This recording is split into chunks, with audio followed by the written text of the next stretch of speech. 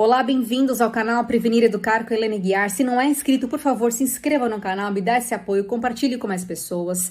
Eu hoje vou falar um pouco mais sobre alguns sinais e sintomas que uma vítima de abuso pode apresentar, ok? Agora eu vou dar destaque para o sintoma, né, vamos dizer, sinal emocional da culpa que muitos carregam. Vamos ler juntos aqui esse primeiro slide, tá? A culpa, ela é um dos sentimentos mais frequentes e dolorosos que aparecem em vítimas de abuso sexual e costuma ter raízes psicológicas, sociais e culturais. Esse sentimento não corresponde à realidade. A responsabilidade é sempre do agressor, mas acaba sendo internalizado pela vítima de várias formas. A gente vai entender como é que manifesta, né, essa culpa nos comportamentos, tá? Nas relações, mas sempre é importante falar, eu sempre que repito que a culpa sempre é do adulto. Então essa questão cultural que a gente tem, inclusive no Brasil, de falar, mas a culpa foi sua, mas você tava com uma sainha curta, mas você provocou, isso só piora a condição, essa sensação de culpa na vítima, tá? Lembrando que crianças, elas não têm o libido sexual, hormonal ali desenvolvido. Então, se aconteceu alguma coisa na infância, é porque um adulto provocou. Então, como é que a culpa, ela se manifesta no comportamento? Vamos ler aqui. Silêncio e segredo. Medo de contar e ser desacreditado ou culpabilizado. Claro, o abusador, ele trabalha sobre o segredo. Então, se houver segredo, aí que ele ganha espaço para ele poder continuar abusando da vítima. Então, ela acaba acolhendo isso e entende que ela realmente não pode falar, porque se ela falar pode acontecer alguma coisa, porque ele pode falar, olha, se você falar alguma coisa, você sabe que a sua mãe vai se separar de mim, aí eu não vou conseguir mais manter aqui as coisas em casa, e a culpa vai ser sua, né? Então, assim, ele joga covardemente todo esse julgo pra cima da vítima e ela acaba tomando pra si, tá? Manifestação nas relações interpessoais, dificuldade de confiar em outras pessoas, obviamente.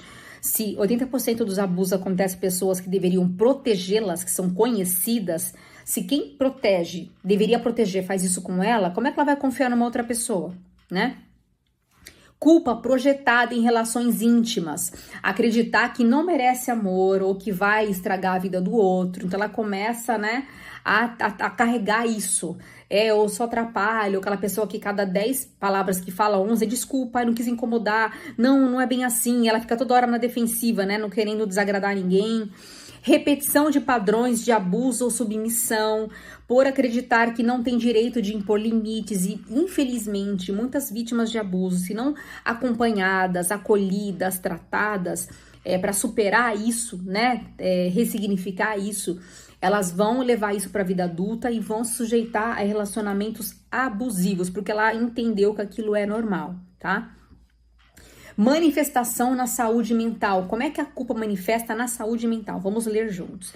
Sintomas de transtorno de estresse pós-traumático, famoso TEPT, onde a culpa aparece em flashbacks e pensamentos intrusivos. Então ela tá lá, tem alguma situação que vem um gatilho e ela vem aquela culpa. Nossa, mas é verdade, acho que foi culpa minha. Acho que foi naquele dia que eu tava com aquela roupa na festa de aniversário ou de casamento, e aí ele veio pra cima de mim, aí começa a sentir mal, aquela sensação vem à tona de novo, começa a ataque cardíaco de novo, começa a suar de novo, porque vem tudo à tona, aquele sentimento.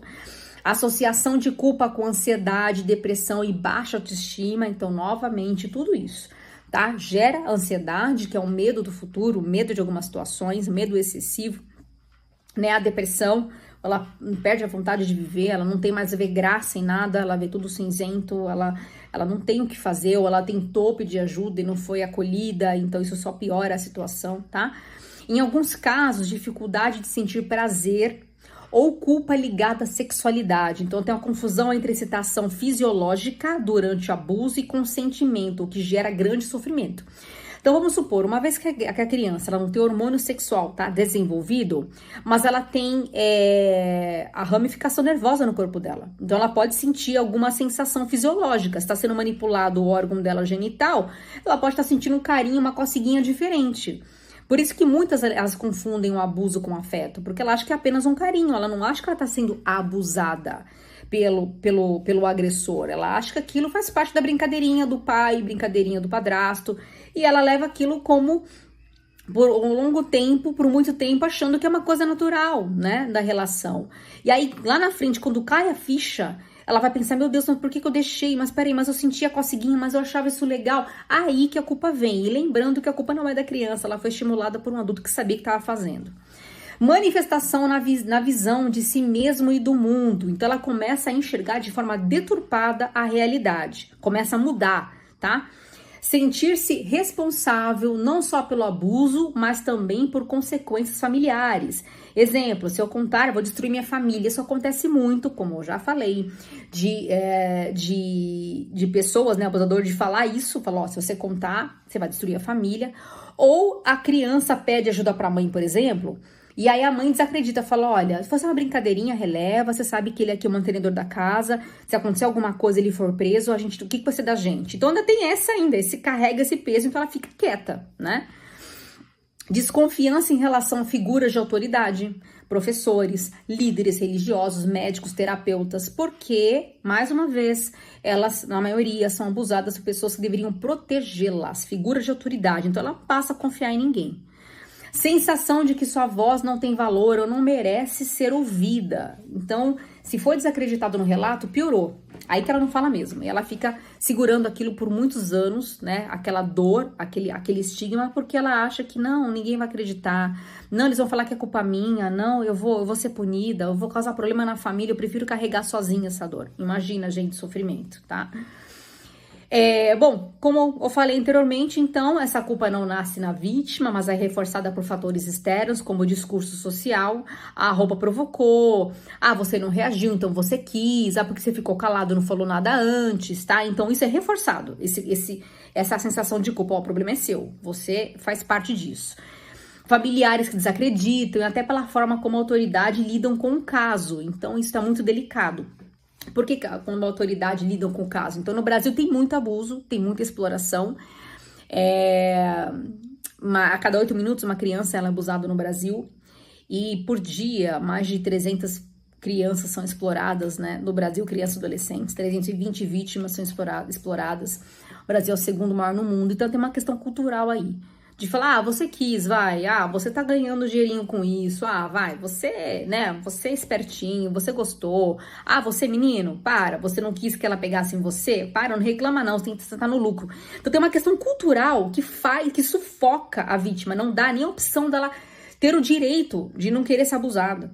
Então isso pode piorar. E aí, quando é desacreditado o relato dela, ou quando ela tenta pedir ajuda e essa pessoa não soube receber esse relato, começa a interferir, isso pode impactar até na punição do abusador. Então, vai aplicar uma escuta, por exemplo, né? Ela vai falar com a professora fica na dúvida, começa a sugestionar, mas será que ele fez isso mesmo? Será que não foi brincadeira? Aí fala com a diretora começa também a sugestionar. Mas foi aonde isso? Mas quantas vezes? Mas não deixou marca, porque o abuso não deixa marca na maioria. Apenas 10% dos casos apresenta marca física, tá? E aí pode chegar até o juiz. Então, como vai passando de mão em mão, uma vítima de abuso, ela pode relatar de 6 a 12 vezes, porque tem que repetir para o delegado, repetir para a professora, repetir para o conselheiro tutelar, repetir para assistente social, etc., para a mãe, para o tio, para um monte de gente. A memória dela começa a ser afetada e as pessoas começam a sugestionar coisas que às vezes nem aconteceu. Mas foi no quarto que você falou, né? Ela vai lembrar pela 15ª vez que ela tá falando aquilo. Acho que foi no quarto. Mas peraí, você falou que tinha sido no parquinho. O que você tá falando? Então, isso pode, infelizmente, impactar no final do julgamento, tá? Por isso que é muito importante interromper o menos possível quando uma criança ou adolescente relatar um abuso. Se foi importante para você esse vídeo, compartilhe com mais pessoas.